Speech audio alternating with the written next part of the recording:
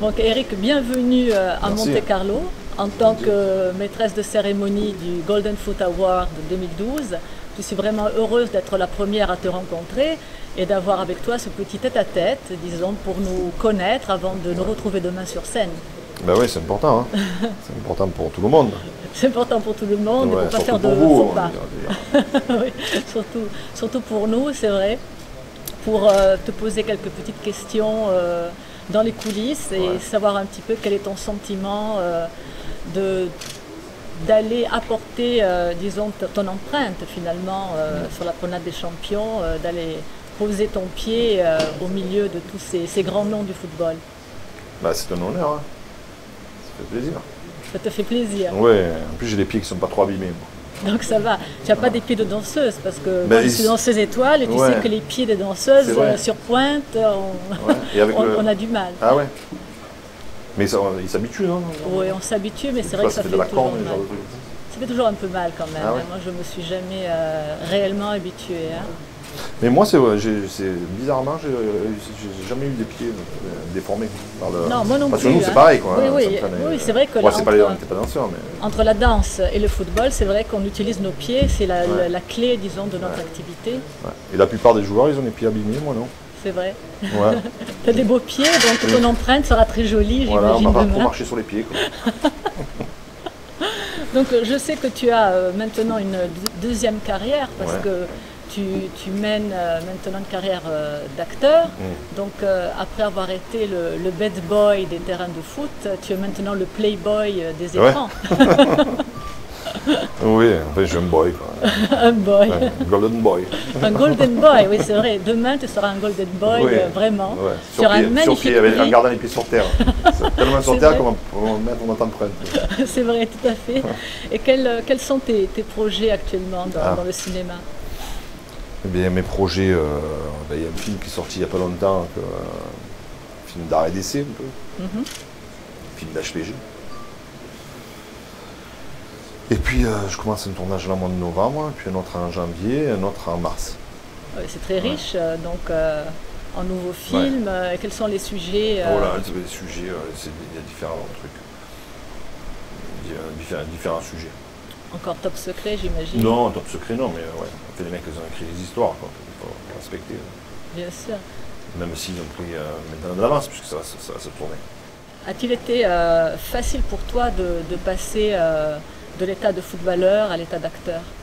Non, parce que pour moi c'est un peu pareil, quoi, tout ça. C'est un jeu, c'est un jeu qui nous permet de nous exprimer. C'est un moyen d'expression, soit sur un terrain, sur un plateau de cinéma, une scène de théâtre, ce qu'on veut. C'est vrai. Pour moi, il n'y a pas une grande différence. Je pense qu'il pas assez des planches des danseuses où on s'exprime par le corps, ou acteur, on doit aussi s'exprimer par le corps, mais aussi par la parole. Tout ça, il n'y a pas une grande différence. Mais c'est vrai. D'ailleurs, je pense que l'art est beaucoup plus difficile à situer. Quoi. Bon, le football, c'est un sport. Mais la danse, c'est un sport aussi. C'est encore plus exigeant. C'est vrai, à niveau physique, oui. Mais c'est aussi encore plus, peut-être, en tous les cas, dans l'inconscient collectif, un art que le football. D'ailleurs, c'est quoi? C'est de la danse, c'est du sport, c'est de l'art. C'est quoi, on le situe où, quoi. Pas vraiment. Un peu partout, quoi. Je pense un pied dans l'autre. Ouais. Mais voilà, donc tout ça c'est pareil. Quoi. Tout ça est juste un besoin de trouver un moyen d'expression. C'est vrai. Et tu as eu quelque part cette chance de trouver ta passion, non, dès le départ. À quel âge as-tu pensé de faire la carrière de footballeur? À quel âge as-tu décidé de ton destin? Ma grand-mère disait que j'ai à peine commencé à marcher, à peine je faisais mes premiers pas, j'ai tapé dans ce qui ressemblait à un ballon. Quoi. Mais ça, c'était ma grand-mère. Elle a tendance un peu à en rajouter. Mais en tout cas, j'étais passionné depuis toujours. Quoi. Comme de jouer la comédie aussi. Quoi. Même si sur un terrain, j'ai toujours essayé, parce que jouer la comédie, ça doit être essayer de gagner un penalty, essayer de rester à terre, à se tordre pour gagner du temps. J'ai jamais su le faire, ça. Mais parce que pour moi, l'expression, c'était l'expression dans le jeu tel qu'il est, quoi. Et aujourd'hui, dans la comédie, c'est différent.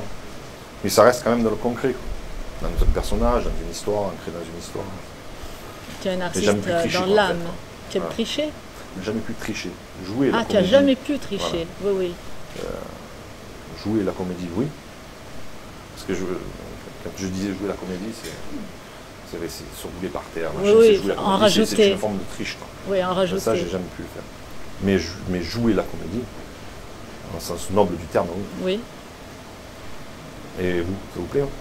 Mais moi j'adore parce que je joue la comédie aussi et donc c'est vrai que c'est une façon de s'exprimer soi-même, de faire ressortir des émotions qui sont en nous et danser, chanter, jouer la comédie, à la fin ce sont seulement des techniques différentes pour arriver à nous exprimer nous-mêmes finalement.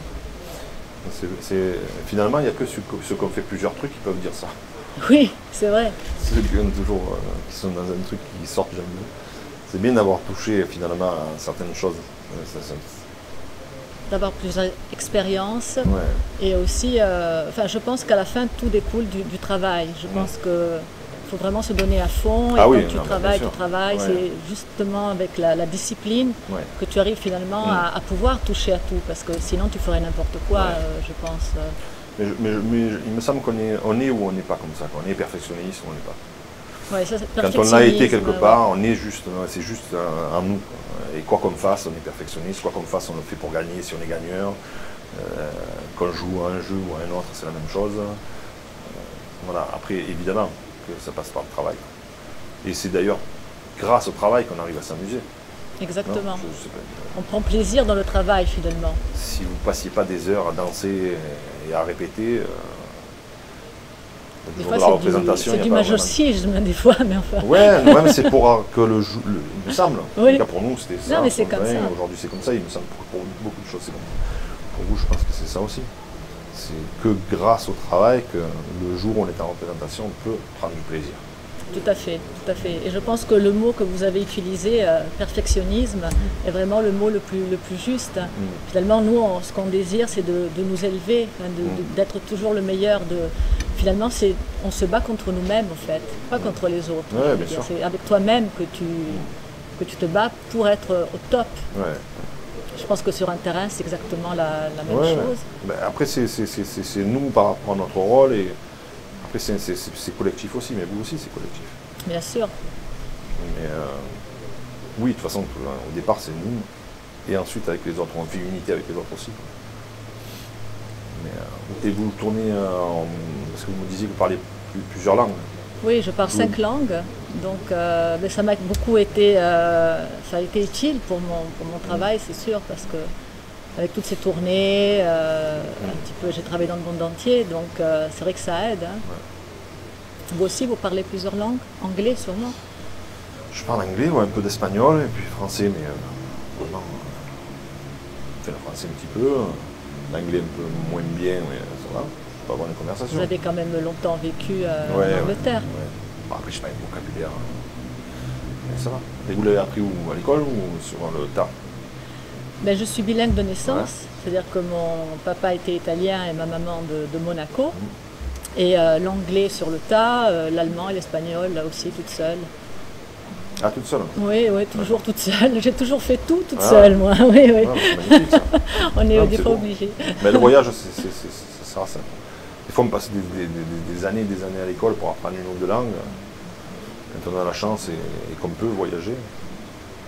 C'est vrai que ça aide, beaucoup, surtout dans l'approche avec les gens. Bien sûr. Parce que je pense que la chose la plus importante pour nous artistes, quand je dis nous, je parle de vous aussi, c'est cette, disons, générosité envers les autres. Je pense que ce qui est important, c'est vraiment de se donner.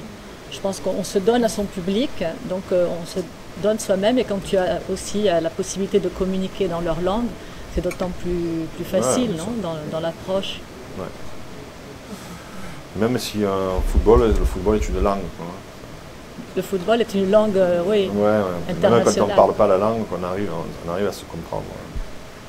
Et c'est vrai que le football est quelque chose qui unit les gens du monde entier ensemble. Ça crée, comment dire, un mouvement de foule, d'unité. Ouais, mais je vois plus sur le terrain, quoi. Les joueurs dans le mouvement, on arrive à se comprendre sans se parler, quoi. Même si on est tout nouveau dans une équipe. Bon, c'est sûr qu'il y a des automatismes. Oui. Mais c'est une langue à part entière, le football. Tout bon, à après, fait. bien sûr, quand on arrive à communiquer verbalement, oui. C'est encore mieux. Mais c'est vrai que c'est le langage du corps, et comme la danse, non, on s'exprime par le geste, bien sûr. finalement. Les yeux, le regard. Ben, écoutez, peut-être que vous allez toucher à la danse aussi et qu'on va pouvoir faire un pas de deux ensemble. Vous allez vous initier. Pourquoi pas. Déjà, vous êtes bien baraqué, donc les portées, ça ne va pas poser de problème, à mon avis. Ouais, ça a à voir vraiment le physique en danse? Ben, disons, pour quand il faut soulever une danseuse, il y a quand même un certain poids. Il n'y a pas une façon de porter. Il y a une façon, et puis il y a aussi une coordination qui fait que tout s'allège, c'est vrai. Mais bon, il y a quand même une personne à monter dans les airs. Il faut avoir une certaine force. Vous avez été porté beaucoup? Oui, très porté, oui. Longtemps porté. Ouais. Vous êtes régalé. Ah oui, c'est sympa, disons. Là encore, c'est bien de pouvoir interpréter des rôles. Moi, ce qui me plaît, c'est vraiment l'interprétation du personnage. C'est ce qui m'a toujours motivée. C'est plus d'être une interprète qu'une technicienne. Et je pense que dans le foot ou dans le jeu de comédie que vous faites, c'est la même chose, non? C'est d'interpréter ce que tu fais, ce n'est pas de faire uniquement de la technique. C'est justement c'est ça que je me demandais. C'est par rapport à une telle maîtrise technique que vous avez, arriver à faire passer des émotions techniquement par le corps, ou aussi émotionnellement. Émotionnellement, est-ce que ça change le mouvement, le geste? Tout à fait. C'est-à-dire que le geste doit être d'abord pensé. Donc c'est d'abord une née d'une émotion. Quoi. Une émotion, oui, une idée intellectuelle qui se traduit par une émotion. Et ensuite, tu vas exécuter le geste et même ton muscle, il va réagir différemment. Grâce à l'émotion dont le geste naît. C'est ça qui fait naître le mouvement. C'est pas le contraire. Et beaucoup essayent de coller une expression sur un geste. Et ça ne marche pas du tout. Et c'est pour ça que la chorégraphie doit se travailler, se créer en rapport avec ça. Parce qu'une émotion engendre tel ou tel geste souvent. Oui. Donc la chorégraphie doit être créée en rapport avec ce que procure l'histoire. Tout à fait. Moi, je peux dire que, étant aussi chorégraphe, d'abord, je me concentre, pas sur le mouvement, mais je me concentre sur l'émotion que le public doit ressentir. Donc d'abord, j'intériorise beaucoup, et ensuite, le geste découle naturellement. Voilà. C'est ce que je voulais savoir. Écoutez, ça me fait plaisir que c'est vous qui me posez les questions. Ouais, non, mais je trouve que c'est important. Même au-delà du geste, est-ce que c'est l'émotion qui crée les idées ou est-ce que c'est les idées?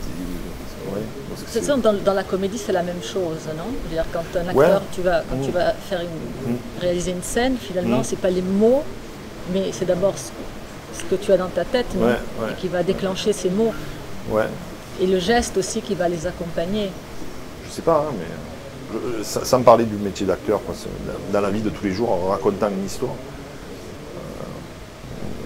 dans l'immobilité, même c'est les mots, les images qui se rapportent à une vie, c'est complexe. Si on veut théoriser comme ça. Si on veut théoriser, je pense que quand même à la base il y a l'émotion toujours. Oui, je crois que c'est ça qui guide tout. Ouais, c'est ça qui guide tout. Et tant mieux, totalement. Heureusement. Totalement, heureusement que nous vivons avec le cœur et pas qu'avec comme des ordinateurs, disons, avec des choses standardisées. Même si on y est de plus en plus. Hein. C'est vrai. Ouais. Je crois que naturellement, on n'est pas construit comme ça, quoi, en tout cas. Oui, tout à fait. On n'est pas construit comme nous sommes en train de devenir, ou comme on veut bien qu'on devienne. Quoi. Mais je pense que la grandeur d'un homme passe vraiment par sa générosité de cœur. Je pense que c'est ça le plus important. Oui. C'est des belles paroles. Hein. C'est des belles paroles. Il faut les mettre en pratique. Voilà. Il faut être un exemple pour ça. Ouais. Vous êtes un exemple aussi pour beaucoup de jeunes. Ouais. Hein, donc, quel est le message que vous aimeriez leur transmettre? Comment? Je ne tiens pas à être un exemple. Ben, vous êtes un exemple, malgré vous. Si je suis un exemple malgré moi, c'est très bien. Ou pas malgré moi, si je suis un exemple, c'est très bien. L'important, c'est d'être. Et si on devient un exemple, tant mieux. Et il ne faut pas s'enfermer là-dedans non plus. Non, ça c'est vrai. Enfin, il faut pas. Et chacun fait ce qu'il veut, fait sa vie. Mais en tous les cas, moi, je sais ce que j'ai envie de me dire. Vivez-vous intensément votre vie? Croquez-vous la vie à pleines dents? À pleines dents, chaque jour? Vous en avez l'air en tout cas, parce que c'est la sensation que vous me transmettez. Ouais. Ben, je me dis que quand je le vis, je me dis que je ne peux pas en faire plus. Mais quand le temps passe, on se dit toujours qu'on aurait pu aller plus loin. Vous auriez pu donner plus. Ouais, mais ça, on est après dans le fantasme. Oui. Ouais. Mais ça vient du perfectionnisme, je pense. Ouais, ou d'un besoin toujours d'aller plus loin. Se sentir éveillé, se sentir en vie, se sentir exister.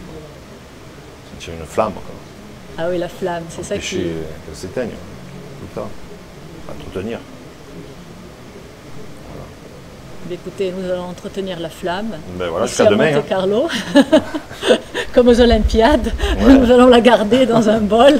Voilà. Je pense que le monde en a besoin, d'avoir des personnes qui leur transmettent cette énergie. Exactement. Je pense que c'est vraiment la chose la plus importante. Et qu'il n'y ait pas trop de vent. Qu'il n'y ait pas trop de vent pour nous. Ce serait le grand incendie ici.